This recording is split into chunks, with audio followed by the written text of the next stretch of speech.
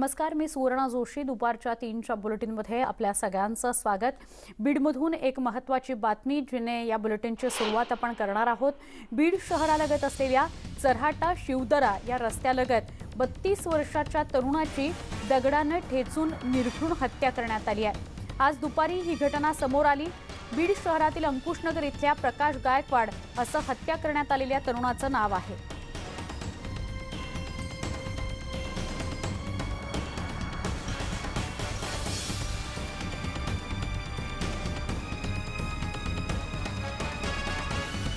अत्यंत धक्कादायक ही घटना आहे.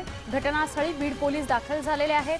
दरम्यान बीड शहरालगतच अशी क्रूरपणे हत्या झाल्यानं परिसरात खळबळ व्यक्त होते आहे. आमचे प्रतिनिधी बीडचे सुरेश जाधव आपल्या संपर्कात आहेत, त्यांच्याकडून अधिक जाणून घेऊया. सुरेश, हा सगळा काय प्रकारे काय अपडेट आहे?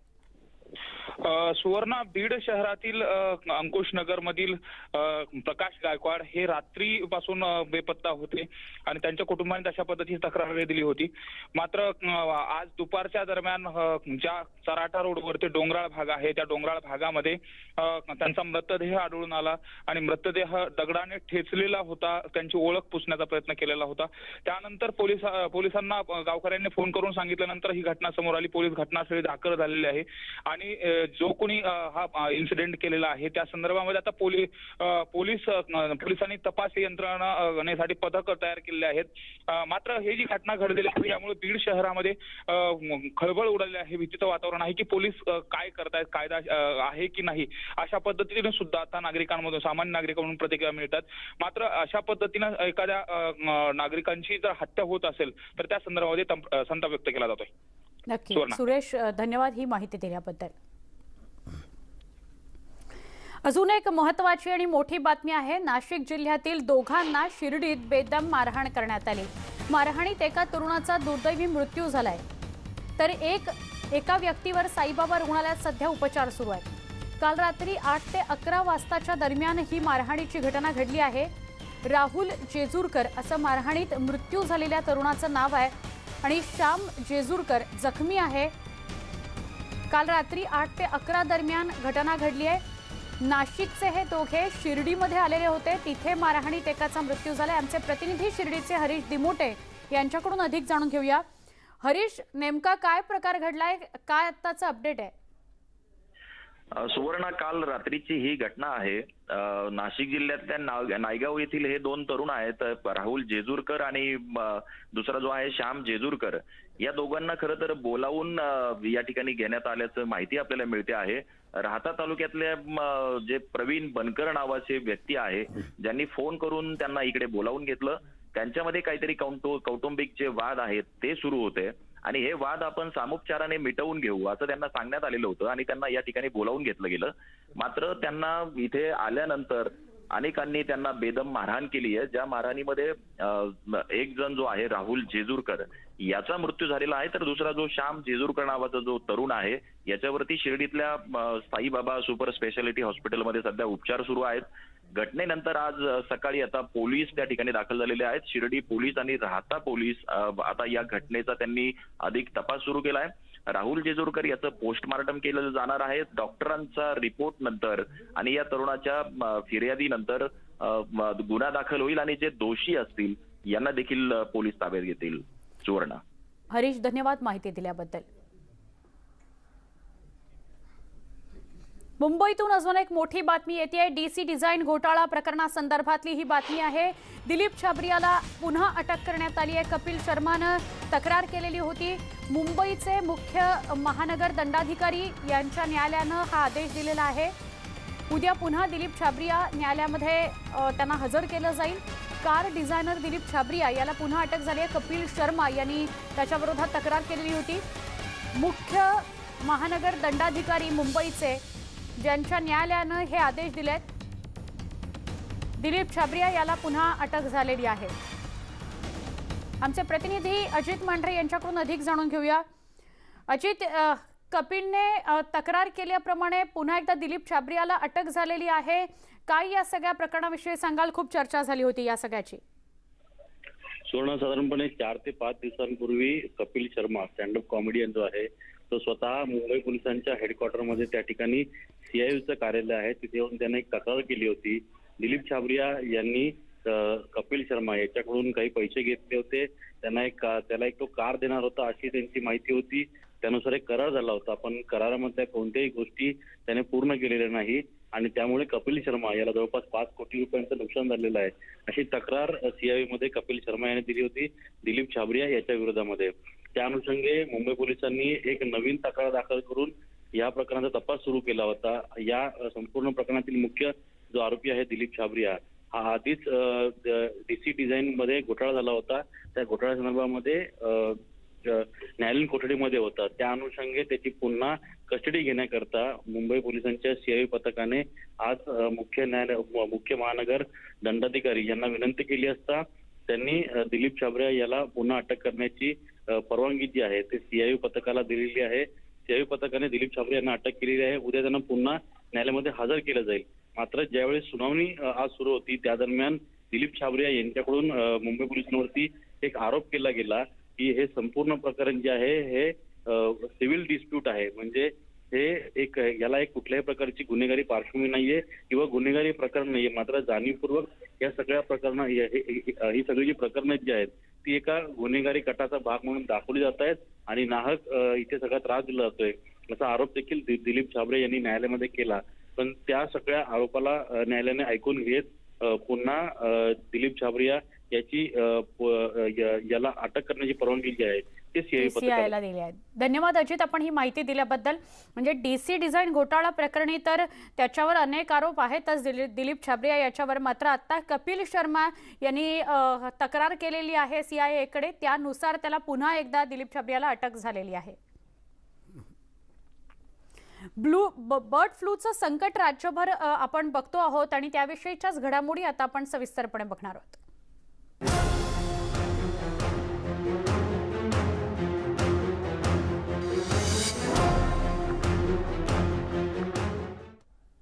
बर्ड फ्लू संदर्भातलीच महत्त्वाची माहिती, ती आत्ताची या घडीची ताजी माहिती अशी की मुख्यमंत्र्यांनी या संदर्भात एक महत्त्वाची बैठक आज बोलावलेली आहे. या बैठकीमध्ये बर्ड फ्लू संदर्भात आढावा घेतला जाणार आहे. जिल्ह्यांना योग्य त्या सूचना दिल्या जाणार आहेत. या बैठकीनंतर जिल्ह्यांना योग्य त्या सूचना दिल्या जातील, कारण बर्ड फ्लूचं संकट गेले काही दिवस सातत्याने आपण बघतो आहोत. बर्ड फ्लूमुळे अनेक पक्षी, फक्त कोंबड्या नाही तर अनेक पक्षी मरताना आपण बघतोय आणि त्याचे रिपोर्ट सुद्धा बर्ड फ्लूनेच ते पक्षी गेले आहेत असे समोर येत आहेत. तर बर्ड फ्लू संदर्भात बैठक बोलवण्यात आलेली आहे. उद्धव ठाकरे यांनी ही बैठक बोलवलेली आहे. अधिक माहिती घेऊया आमचे प्रतिनिधी उदय जाधव यांच्याकडून. उदय, काय अधिक माहिती आहे? सुवर्ण, आज संध्याकाळी वर्षा निवासस्थानी ही महत्वाची बैठक होणार आहे. मुख्यमंत्री उद्धव ठाकरे यांच्या उपस्थितीमध्ये आज संध्याकाळी 5ला ही बैठक होणार आहे. राज्यातील बर्ड फ्लू संदर्भातली संसर्गासंदर्भातली महत्वाची बैठक असणार आहे. या बैठकीमध्ये विविध जिल्ह्यांचे अधिकारी देखील उपस्थित असण्याची शक्यता आहे आणि त्याचबरोबर बर्ड फ्लू संदर्भात जे राज्यातील काही जिल्ह्यांमध्ये काही मृत कावळे असतील किंवा बदक असतील किंवा इतर पक्षी असतील ते आढळून आलेले, त्यावरती चर्चा होणार आहे. बर्ड फ्लूचा संसर्गाचा प्रसार इतर जिल्ह्यांमध्ये, शहरांमध्ये होऊ नये यासाठी काय काय उपाययोजना करता येतील या संदर्भातील महत्वाची बैठकीत या चर्चा होणार आहे. आज मुंबईत देखील या बर्ड फ्लूचा शिरकाव झालेला आपल्याला पाहायला मिळतो आहे. 2 कावळ्यांना बर्ड फ्लूची लागण झाल्याची माहिती जी आहे ती देखील समोर आलेली आहे. त्यामुळे मुंबई शहर असेल, पुणे शहर असेल, इतरही महानगर असतील मोठी, इथे देखील कुठल्याही प्रकारे बर्ड फ्लूचा संसर्ग होऊ नये यासाठी आरोग्य विभागाकडून काय काय उपाययोजना करता येतील याचा एक आढावा घेतला जाणार आहे. त्यानंतर मुख्यमंत्री उद्धव ठाकरे या सर्वांना काय सूचना देतात हे पाहावं लागणार आहे. सुवर्णा, नक्की. उदय, धन्यवाद माहिती दिल्याबद्दल. राजधानी नवी दिल्लीमध्ये बर्ड फ्लू पोहोचलेला आहे. संजय लेकमधून 8 बदकांचे नमुने घेण्यात आले होते. या सगळ्यांना बर्ड फ्लूची लागण झालेली आहे. गेल्या 9 तारखेला हे नमुने भोपाळ इथं पाठवण्यात आले होते. सगळ्या नमुन्यांमध्ये बर्ड फ्लूची पुष्टी करण्यात आली आहे. संजय तलावामध्ये पक्षी निर्मूलनाची कारवाई आता सुरू करण्यात आली आहे.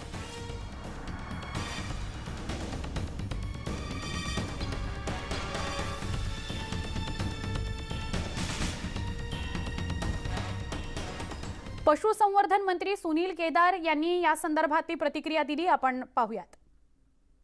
त्या ठिकाणी इन्शुरन्स जी आहे, बर्ड इन्शुरन्स, जो पोल्ट्रीचा जो बर्ड इन्शुरन्स आहे त्यासंबंधित योजनाला केंद्र शासन अजूनही पाहिजे त्या प्रमाणात त्या बँकेला किंवा त्या यंत्रणेला राबवण्यामध्ये कुठेतरी मागं पुढं होत आहे.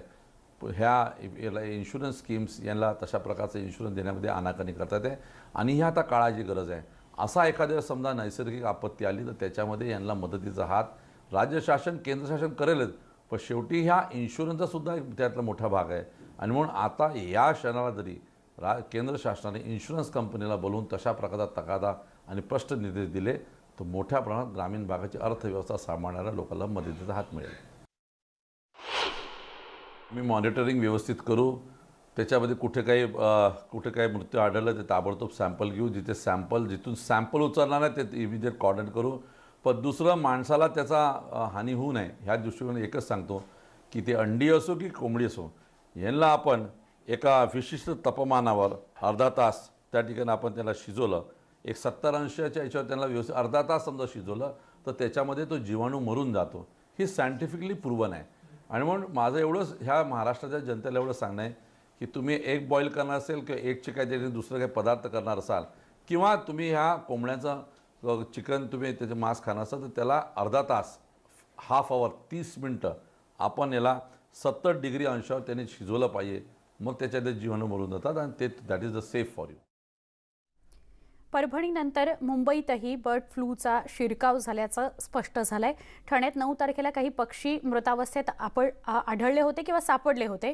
त्यांचे नमुने टेस्टसाठी पाठवले होते आणि तो अहवाल पॉझिटिव्ह आलेला आहे. यामध्ये 3 पाणबगळे आणि एका पोपटाचा समावेश होता.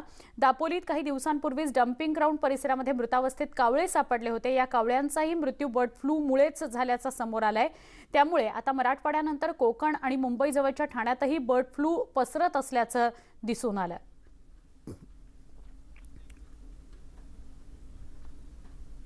आमचे वसईचे प्रतिनिधी विजय देसाई आपल्या संपर्कात आहेत, त्यांच्याशी अधिक बोलूया. विजय, बर्ड फ्लूचं संकट किंवा सावट आता ठाण्यापर्यंत येऊन पोहोचलंय. मुंबई किंवा आजूबाजूच्या सगळ्या परिसरांमध्ये आपल्याला बर्ड फ्लूमुळे पक्षी मेल्याचं बघायला मिळत आहे, काय सांगाल? सुवर्णा, मी आज विरारमध्ये आहे आणि विरारमध्ये सध्याची जी पोल्ट्री मधली जी परिस्थिती पाहिली असता या ठिकाणी जे पोल्ट्री फार्म्स आहेत ते ओसाड पडत चाललेले आहेत. कमी पक्षी आहेत कारण या इथल्या जे पोल्ट्री फार्मवाले आहेत त्यांना धोका निर्माण झालाय. त्यामुळे त्यांनी पक्षी आणायचे की नाही, आणले तर मग त्यांचं काय होईल या भीतीने या ठिकाणचे जे पोल्ट्री जे फार्मवाले आहेत ते भीतीग्रस्त झालेले आहे. शासनाने यावरती उपाय केला पाहिजे अशी त्यांची मागणी आहे. माझ्यासोबत एक उद्योजक आहेत, त्यांच्याकडून जाणून घेऊया. सर सांगा, काय व्हायला पाहिजे, काय सांगाल? कसं आहे की या बर्ड फ्लूचा जे काही विषय चालू झालेला आहे त्यामुळे आम्हा व्यावसायिकांमध्ये खूप मोठा प्रश्न आहे की आता हे पक्षी आम्ही नवीन आणायचे की नाही आणायचे. आणि त्यामुळे खरं बघायला गेलं तर खूप मोठं व्यवसाय नुकसान झालं. आम्ही कर्ज काढून व्यवसाय चालवत होतो. लॉकडाऊनमध्ये पण आमचा व्यवसाय डबघाईला गेला होता आणि आता परत हे संकट आमच्या व्यवसायाला. त्यामुळे आमच्याकडे खूप मोठा प्रश्नचिन्ह आहे की आता हे नवीन पक्षी आणायचे की नाही आणि ह्याचं पुढे कसं काय होणार. त्यामुळे सरकारने देखील आम्हाला या ठिकाणी मदत करावी अशी आमची अपेक्षा आहे. मला सांगा, लॉकडाऊन मध्ये काय परिस्थिती होती आणि आताची परिस्थिती म्हणजे कशा प्रकारे तुम्ही सामोरे जाताय? लॉकडाऊन मध्ये ज्यावेळी सगळीकडे पसरलं होतं की चिकन खाल्ल्याने कोरोना होतो आणि त्यामुळे सगळ्यांना माहिती आहे की चिकनचे रेट कशा पद्धतीने पडलेले आणि अक्षरशः आम्ही रस्त्यावरती आलेलो होतो. अशी पाळी आली होती आमच्या त्यावेळेला आणि कसे आम्ही त्यातून सावरत होतो आणि आम्ही कुठेतरी व्यवसाय परत उभा करत होतो आणि आता परत हीच परिस्थिती कुठेतरी आमच्या समोर उभी आहे. त्यामुळे खूप मोठा प्रश्न आमच्या पुढे आता राहिलेला आहे की आता नेमकं काय करायचं. या मोठ्या संकटात आम्ही आता सापडलेलो आहोत. हे जे संकट आहे त्यांच्या समोर आहे, मला सांगा काय केलं पाहिजे, कशा प्रकारे सांगाल तुम्ही? सरकारकडून काय अपेक्षा आहे आपली? सरकारकडून आमची एवढीच अपेक्षा आहे की आता ज्या पद्धतीने आम्ही व्यवसाय करतोय तर सगळ्यात महत्वाचं म्हणजे की ह्याच्यामध्ये पारदर्शकपणा आला पाहिजे की नक्की काय आहे. कारण की ज्या पद्धतीने गोष्टी पसरतात, ब्लड फ्लू आलाय आणि सडनली एका झटक्यात त्याचा व्यवसाय परिणाम होतो.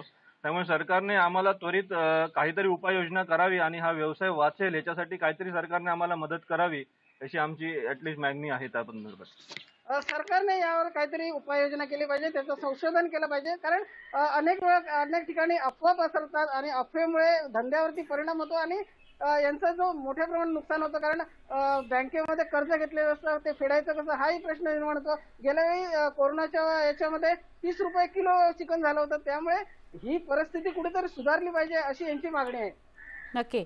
सुवर्णा. धन्यवाद विजय. सविस्तर तू या सगळ्यांशी बोललास त्याबद्दल आणि त्यांचं म्हणणं नेमकं काय आहे त्याविषयी जाणून घेतलंस त्याबद्दल.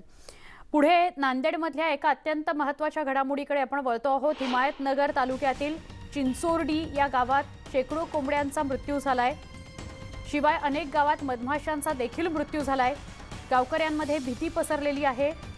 नांदेडच्या चिंचोर्डी इथं वातावरण तणावपूर्ण बनलेलं आहे. शेकडो कोंबड्या दगावल्यात. नांदेडच्या या चिंचोर्डी गावातली घटना आहे. मधमाशांचा सुद्धा मृत्यू झालाय. आमचे प्रतिनिधी मुजीब शेख यांच्याकडून अधिक जाणून घेऊया. मुजीब, काय अपडेट? सुवर्ण बरोबर आहे. सकाळच्या सुमारास ही घटना उघडकीस आलेली आहे.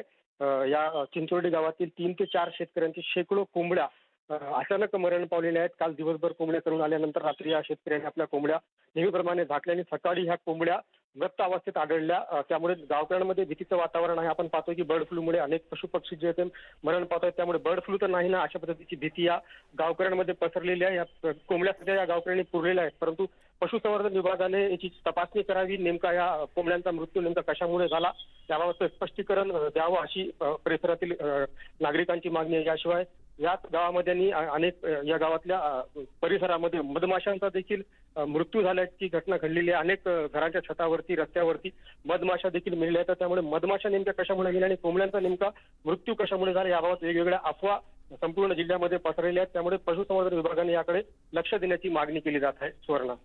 नक्की मुजीब, धन्यवाद माहिती दिल्याबद्दल. नांदेडमधलं चिंचोर्डी गाव जिथं शेकडो कोंबड्या मेलेल्या आहेत आणि त्याचबरोबर मधमाशांचा सुद्धा मृत्यू झालाय असं कळतं आहे. नाशिकमध्ये बर्ड फ्लूचा मोठा फटका पोल्ट्री उद्योगाला बसतोय, कारण पोल्ट्री उद्योगाचे भाव हे 40% घसरले. कावळे आणि रानबदकांचा मृत्यू हा H5N7 या व्हायरसनं झाल्याचं समोर आलंय. या उद्योगावर आधारित शेतकरी मोठ्या प्रमाणात अडचणीत सापडल्याचं चित्र आहे. दरम्यान 2006ला आलेला बर्ड फ्लू नंतर खास कोंबडी आणि पक्ष्यांसाठी वॅक्सिनची निर्मिती झाली आणि प्रत्येक पोल्ट्रीमधील कोंबड्यांना वॅक्सिनेशन बंधनकारक झालंय. ते नियमित केलं जात आहे. हा खुलासा महाराष्ट्र पोल्ट्री अँड ब्रीडर्स असोसिएशननं केलाय. कोणताही व्हायरस 70 अंश सेल्सिअस तापमानात नष्ट होतो आणि आपल्या देशात शिजवून खाण्याची पद्धत असल्यानं घाबरून जाऊ नका असं आवाहन करण्यात आलंय. पाहुयात आमचे प्रतिनिधी प्रशांत बाग यांनी केलेली या सगळ्या संदर्भातली खास बातचीत. बर्ड फ्लूचा धोका हा दिवसेंदिवस वाढत चाललाय. परभणीमध्ये सुद्धा मोठी घटना घडलेली. उद्धव अहिरे आपल्यासोबत आहेत, महाराष्ट्र पोल्ट्री फार्मर्स ब्रीडर्स असोसिएशनचे तुम्ही सचिव. काय सांगाल की नेमकं कशा प्रकारचा प्रादुर्भाव हा वाढत चाललाय, काय नेमकं सत्य? आपल्याकडे 2006 पासनं बर्ड फ्लू म्हणजे एव्हियन इन्फ्लुएन्झा म्हणतात त्याला, हा आपल्याकडे आढळून येतोय. प्रामुख्याने हा सगळ्या प्रकारच्या पक्ष्यांमध्ये आढळून येतो. म्हणजे कावळे असतील, बदक असतील, मोर असतील, तर अशा सगळ्या प्रकारच्या पक्ष्यांमध्ये हा आजार आढळून येतो. आणि 2006 किंवा आताचा जो काही कोंबड्यांमध्ये जो आजार दिसतो आपल्याला, हा तर मुख्यतः त्या पक्ष्यांकडनं या पक्ष्यांना झालेला आहे. पण 2006 नंतर इंडस्ट्री सावध झाली आणि याच्यावरती वॅक्सिन ची निर्मिती झालेली आहे. 2006 पासून आज गायत सगळ्या पक्ष्यांना वॅक्सिन दिलं जातं. तरी वॅक्सिन जरी दिलं जात असलं तरीही जवळपास 40% भाव मोठे गडगडलेत. खरं तर कोंबड्या म्हणजे चिकन उद्योग, पोल्ट्री उद्योग अत्यंत धोक्यात आला अशी परिस्थिती आहे. माणसांसाठी घातक असलेला हा विषाणू आहे का? अजिबात नाही. चिकन आणि अंडे खाणाऱ्यांनी अजिबात घाबरून जाऊ नये. कारण आपल्याकडच्या जे काही चिकन किंवा अंड्या खाण्याच्या पद्धती आहेत आपण त्या शिजवून खातो. आणि आपल्याला जसं WHOने सांगितलेलं आहे की 70 डिग्रीला अवघ्या एका सेकंदामध्ये हा व्हायरसचा मृत्यू होतो, याची डेथ होते. आपण जे शिजवतो ते 99 डिग्री 100 डिग्रीला शिजवतो. त्याच्यामुळे आपल्या ज्या काही कुकिंगच्या स्वयंपाकाच्या पद्धती आहेत त्याच्यामुळे चुकूनही आपल्याकडे एव्हियन इन्फ्लुएन्झा म्हणजे बर्ड फ्लूची लागण होण्याची माणसांना याची शक्यता अजिबात नाही. नक्कीच. पण आता पोल्ट्रीमधले जे सगळे चिकन आहेत, जे सगळे व्यवसायासाठी बाहेर जातात, ते सर्वसामान्य माणूस, नागरिक विकत घेतात, खातात. काय परिस्थिती आहे? पोल्ट्री उद्योग तर गडगडत चाललाय, शेतकरी संकटात आलेले आहेत, पण त्याचबरोबर माणसाचं आरोग्य तितकंच महत्त्वाचं. सत्य काय सांगाल? ॲज अ कुक्कुटपालन उत्पादक म्हणून आम्ही बर्ड फ्लूला आम्ही नाकारत नाही. त्याच्यासाठी जे काही उपाययोजना करायच्या आहेत ग्राहकांसाठी त्या आम्ही करणारच आहोत. कारण हा जर मनुष्यांना याची लागण झाली तर याचं मोठं नुकसान मनुष्य जीविताचं होईल. म्हणून आमची इंडस्ट्री त्याच्या बाबतीत खूप सजग आहे. आणि आपल्याकडे जे आता इटिंग हॅबिट जे आहे त्याच्यामुळे इन्फ्लुएन्झा होण्याचं घाबरून जाण्याचं काही कारण नाही आपण. पोल्ट्री फार्म किती आहे, वॅक्सिनेशन किती झालंय, याचा काही अधिकृत डेटा आहे का? मगाशी तुम्ही म्हटलं की दर कोसळले, तर याच्यामध्ये ग्राहकांच्या बाजूने साधारण एक 20 ते 25% मागणी कमी झालेली आहे. खूप अशी काही मागणी कमी झालेली नाही आहे. पण जे शेतकरी आहेत ते नुकतेच आता कुठे त्या करोनाच्या संकटातून सावरले होते, त्यामुळे जे शेतकरी उत्पादक आहेत, कोंबडी उत्पादक आहेत, त्यांच्या बाजूने पॅनिक सेलिंग जास्त आहे. म्हणजे डिमांडपेक्षा सप्लाय साईड जास्त वाढली आहे. त्याच्यामुळे दरामध्ये आपल्याला ही 40% घट दिसून येते आपल्याला. पण मला वाटतं ह्या मकर संक्रांतीला कराच्या निमित्ताने 2-3 दिवस चांगला सेल होईल आणि आताचा जो काही जी पॅनिक आहे, ही पॅनिक ह्या आठवड्याच्या अखेरीस थांबेल असा मला विश्वास आहे. वॅक्सिनचं म्हणत होता तुम्ही, वॅक्सिनमध्ये जसं आम्ही सगळ्या कंपन्या किंवा शेतकरी आहेत याच्यामध्ये याला हॅचरी लेवलला पण वॅक्सिन केलं जातं. मुख्यतः हे जे ब्रॉयलर कोंबड्या ज्या तयार होतात, एक दुसऱ्याची पिल्लं ज्या पक्षापासून तयार होतात त्याला पॅरेंट पक्षी म्हणतात, त्याला ब्रिडर पक्षी म्हणतात. या प्रत्येक पक्षाला कंपल्सरी सगळ्या ब्रिडर फार्मला, पॅरेंट फार्मला वॅक्सिन केलं जातं. म्हणजे जसं सुदृढ माता तर सुदृढ बालक असं आपलं मनुष्यामध्ये तसंच कोंबड्यांमध्ये पण आहे. आशादायी चित्र सगळ्याच या व्यावसायिकांना वाटतंय. असं जरी असलं तरी आवश्यकता आहे प्रत्येकानंच या बर्ड फ्लू पासून काळजी घेण्याची. व्हिडिओ जर्नलिस्ट हेमंत बागुलचा प्रशांत बाग, news 18 Lokmat, Nashik. Bird flu आला असला तरी पोल्ट्री फार्ममधल्या कोंबड्या मारण्याची गरज नाही, कारण बहुतांश पोल्ट्री फार्म्सही लसीकृत झालेली आहेत. 2006च्या साथीनंतर पोल्ट्री फार्ममधील पिलांना बर्ड फ्लूचं वॅक्सिन दिलं जात आहे. NECCचे पुणे विभागीय अध्यक्ष श्याम भगत यांनी ही माहिती दिली.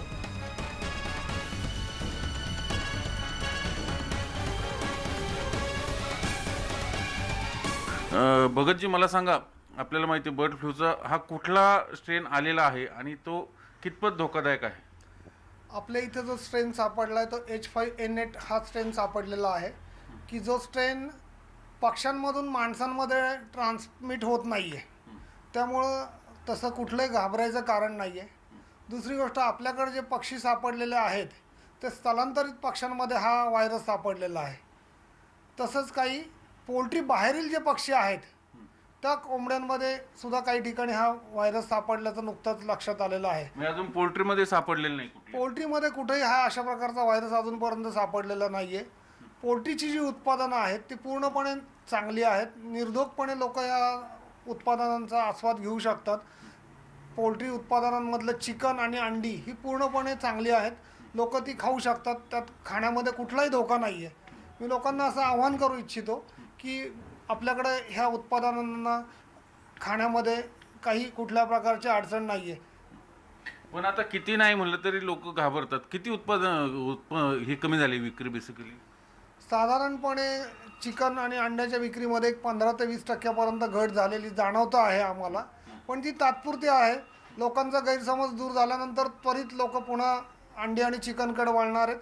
कारण अंडी हे असं एक न्यूट्रिशनल फूड आहे की ज्याच्यामध्ये कुठल्याही प्रकारचं ॲडल्ट्रेशन होऊ शकत नाही आहे. त्यामुळे हे प्रोटीनयुक्त आहार लोकांनी घ्यायला काहीच हरकत नाही आहे. तर साधारण हे जो बर्ड फ्लूचा जो संसर्ग आहे तो आपल्याला माहिती देशामध्ये 7 राज्यांमध्ये ऑलरेडी फैलवलेला. आता तो महाराष्ट्रात आला आहे, परभणीमध्ये. तो सेफेस्ट ज्या इनहाऊस पोल्ट्री फार्म्स आहेत तिथं पोहोचू नये याच्यासाठी काय काय खबरदारी घेतली पाहिजे त्या व्यावसायिकांनी? ऑलरेडी पोल्ट्री उद्योग जो आहे हा पूर्णपणे पुढारलेला उद्योग आहे. ही एक इंडस्ट्री म्हणून पुढं आलेली आहे आणि पोल्ट्रीमधील सगळे पक्षी हे पूर्णपणे वॅक्सिन केलेले असतात. त्यामुळे पोल्ट्री उद्योगामध्ये ह्या व्हायरसचा कुठल्याही प्रकारचा धोका नाही आहे. त्यामुळे पोल्ट्री व्यवसायामध्ये हा व्हायरस येणार नाही. 2004 सालापासून ह्या बातम्या येत आहेत, पण त्या बातम्यांमध्ये तसं काही तथ्य नाही आहे आणि हे लोकांच्याही लक्षात आलेलं आहे. Video journalist Nikhil Karandikar, Chandrakant Phunde, news 18 Lokmat, Pune. राज्यभरात बर्ड फ्लूची दहशत निर्माण झाली असताना अकोल्यातील दहिगाव परिसरामध्ये 5 दिवसांआधी काही कावळे मृतावस्थेत आढळले. त्यामुळे या परिसरात बर्ड फ्लूची भीती निर्माण झाली आहे. या संदर्भात गावकऱ्यांशी संवाद साधला आमचे प्रतिनिधी कुंदन जाधव यांनी. ज्या शेतकऱ्याच्या शेतात हे कावळे मृत आढळले होते ते शेतकरी आपल्यासोबत आहेत. दादा, पण सांगा, काय शेतात तुमच्या आढळले ते मृत, काय कारण असू शकते? आम्ही गावाला पाणी देत असताना मला असं कावळा मृत दिसला. तर म्हटलं सहज कोणी मांजानी वगैरे मरण पावला असेल. पण जसं ते मोबाईलवर व्हॉट्सअपवर न्यूज होती की बर्ड फ्लूचं थैमान घातलेलंच आहे 5 राज्यात, बाकी महाराष्ट्रात येण्याचं बाकी आहे. पण ते कावळ्याला असं हे करून थोडंसं भीती निर्माण झाली. की मॅडम जेणेकरून आपण हा थोडंसं आता मातीत वगैरे पुरून टाकू. पण काही आमचे जे मित्रमंडळी त्यांनी पशुवैद्यकीय अधिकाऱ्यांना फोन केले की तेही आले. त्यांनी फक्त आता त्यांचं मग हे केलं 4-5 असं जे कावळे होते मरण पावलेले त्यातले काही कुत्र्याने खाऊन टाकले. आणि ज्यांनी ज्या याचं PM किंवा त्याचं जे विश्लेषण करायचं होतं तो कुजलेल्या अवस्थेत असल्याकारणानं ते करू शकले नाही. ते मातीत तसंच फिरून दिला. आणि आमच्या गावात जे बाहेरचे बंडी धनगर म्हणून आलेले आहेत मेंढऱ्या घेऊन आणि त्यांना दहशीचं वातावरण त्यांना माणुसकीनं सांगणारं पशुवैद्यकीयाचं काही ठरलं नाही. ते आता तुम्ही ही तुमच्या कोंबड्या घेऊन 5 किलोमीटर दूर जा. आता हे सांगणं की स्वाभाविक त्यांना काही शोभत नाही. त्यांनी जर त्यांना सांगितलं असतं की तुम्ही असं असं करा आम्ही तुम्हाला मार्गदर्शन करू असं त्यांनी काहीच सांगितलं नाही. आणि त्यांच्या उलट त्यांच्यातही भीती निर्माण करून दिली आणि आमच्यातही भीती निर्माण करून दिली. आता कोंबडी थोडीशी हेच झालेली आहे बर्ड फ्लूच्या याच्यात सापडल्यामुळे थोडंसं कमीत कमी काही ना काही आरोग्य विभागाने लक्ष देऊन थोडंसं त्याच्यात गांभीर्याने दखल घ्यावी ही विनंती आहे आमची. मी सर्वप्रथम IB लोकमतचे फार आभारी आहेत मी आमच्या गावात आल्याबद्दल. मी शेतात जाताना मला 5-6 कावळे मृत्यू अवस्थेत आढळल्यावर मी माझ्या शेतात बायांना घेऊन चालले होतो मी की बा आता कापूस येसणे आहे की बा तुम्ही या. तर जाता जाता मला 7-8 खूप भेटले. नंतर मग अजून यांना मी आमच्या गावात फोन लावला की बा आपल्या शेतात जाताना 5-6 कावळे मृत अवस्थेत आढळले. तर मग असं टीव्हीवर बातमी संध्याकाळी समजली की बा तिकडे बी ब्लड फ्लू आलेला आहे आणि कोंबड्याचे मृत्यू झालेले आहेत. त्यामुळे बा आम्हाला भीतीचं वातावरण निर्माण झालेलं आहे आमच्यामुळे म्हणजे या ब्लड फ्लूच्या यानं. म्हणून त्याबद्दल आम्ही गावकऱ्याच्या मुळे आम्ही तसे शासनाले आणि पशुवैद्यकीय अधिकाऱ्यांना यांना नम्रपणे विनंती करतो की या ब्लड फ्लूचा लवकरात लवकर निर्णय लावावा. वैद्यकीय अधिकाऱ्यांनी नेमकं याचं कारण सांगावं अशी मागणी सध्या गावकऱ्यांकडून होते. कुंदन जाधव, न्यूज 18 लोकमत, अकोला. अजून काही घडामोडींकडे आपण वळणार आहोत पण इथे एक छोटासा ब्रेक पहा फक्त न्यूज 18 लोकमत.